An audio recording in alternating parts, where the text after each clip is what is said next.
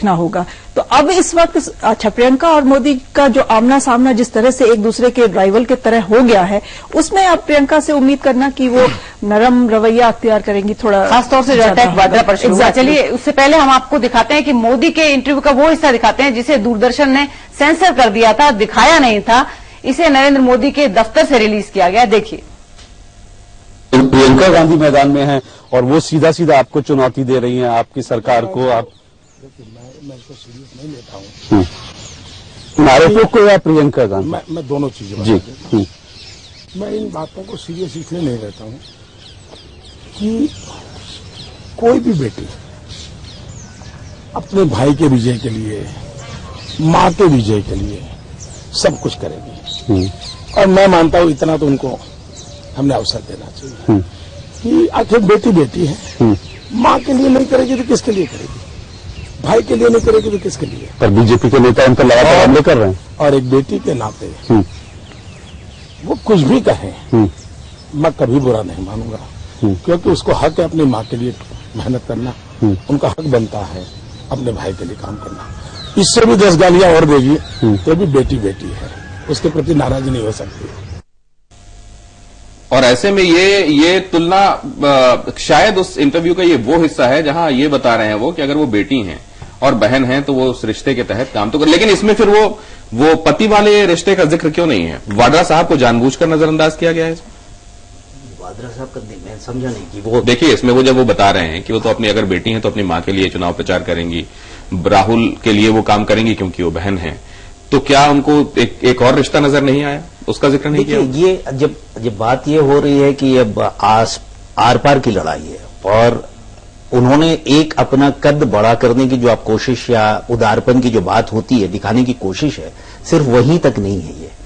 दरअसल आप उनके प्रतिद्वंदी के तौर पे दिखने की कोशिश कर रही थी और उन्होंने यहां पे बहुत ही चतुर राजनीतिक चाल चली है कि मैं आपको अपना राजनीतिक प्रतिद्वंदी मानता नहीं हूं, आप अभी बच्चे हो, बेटी हो, तो मैं आपको बेटी की तरह से देखता हूं। आप अपने माताजी के और अपने भाई के संदर्भ में आप जो कुछ भी बोलते हो वो आपका हक बनता है, मैं आप पर कुछ नहीं करूंगा। मेरे राजनीतिक प्रतिद्वंदी ये दो हैं, मैं इन पे करूंगा। उनके हिसाब से उन्होंने ये चीज चली है और अपने हिसाब से दोनों ने अपनी चली है और उसको ये उदारता अपनी जगह पे जरूर स्पिन दिया जा सकता है, लेकिन उसके पीछे की जिस आप कहते हैं कि वो रणनीतिकार है, सोच समझ के ही कुछ बोलते हैं, दोनों को ही बोल रहे हैं। दोनों तरफ से एक राजनीतिक सोच समझते हैं कि आप कुछ नहीं हो। जी अदिति जी, थोड़ा सा हम इससे आगे बढ़ते हैं।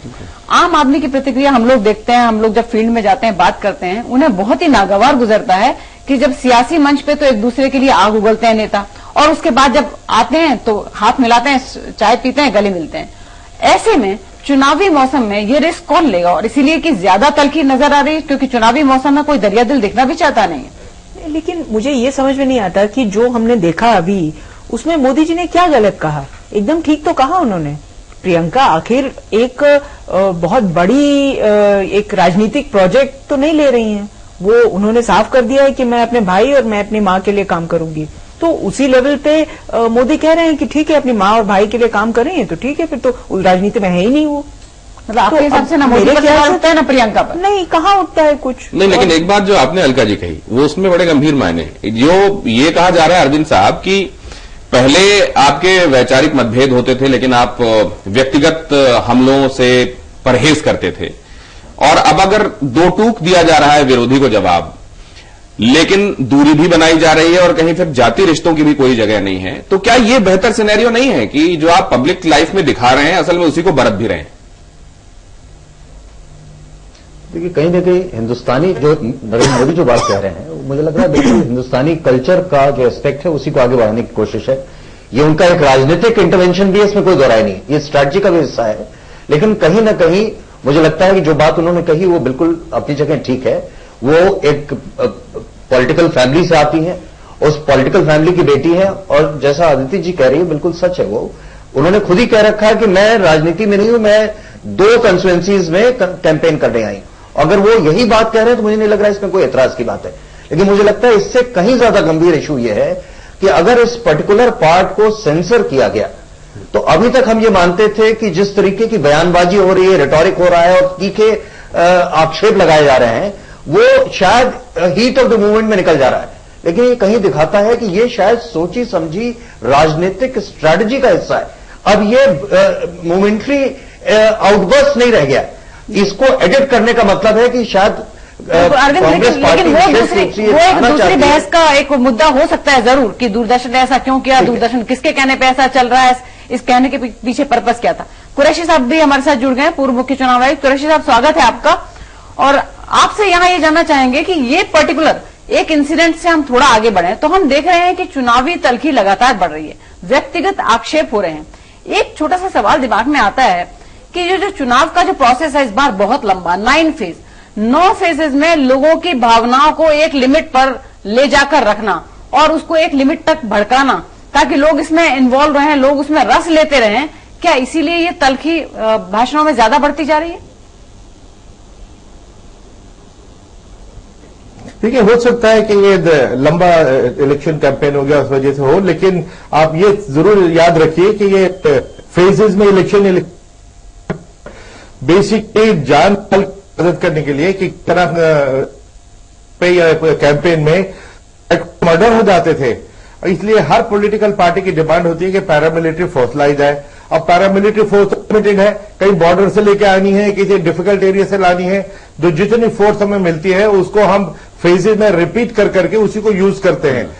इसके अलावा फेजेस का कोई और रीजन ही नहीं है। अब आपने ये देखना है कि एक तरफ जान बचानी है लोगों की, दूसरी तरफ बाकी के सारे इश्यूज हैं, इसको बैलेंस करके देखिए।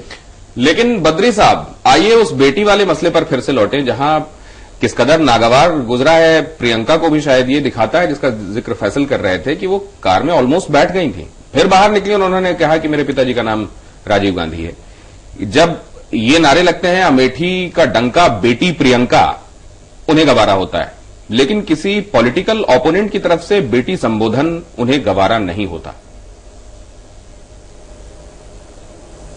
देखिए, इसमें दो बात है दिनेश जी। एक तो प्रियंका ने जो मोदी जी की स्ट्रेटजी है कि इस बहाने वो प्रियंका को न्यूट्रलाइज कर दें, प्रियंका को एक पॉलिटिकल उनके जो टैलेंट है उसको बेटी बहू या बना करके छोड़ दें। हालांकि प्रियंका खुद अभी अपनी बेटी के रोल को ही मानती रही हैं, लेकिन वो बेटी के साथ साथ एक पॉलिटिकल फिगर हैं और लगातार इंटरव्यून करती रही हैं पिछले चुनावों से, और उनमें एक बहुत बड़ी प्रतिभा है जिसको मोदी भांप रहे हैं, तो उसको न्यूट्रलाइज करने की कोशिश कर रहे हैं। लेकिन जो प्रियंका ने कहा उसके अर्थ समझने की कोशिश की जानी चाहिए, और वो ये है कि उन्होंने साफ कहा कि गांधी नेहरू परिवार की एक वैचारिक परंपरा है। पहले भी कह चुके हैं वरुण वाले विवाद में कि ये कोई परिवार की चाय पार्टी नहीं है, ये हमारा आइडियोलॉजिकल पोजीशन है और इस पोजीशन के तहत हम अपने संबंधों को डिफाइन करते हैं। अगर इसका कोई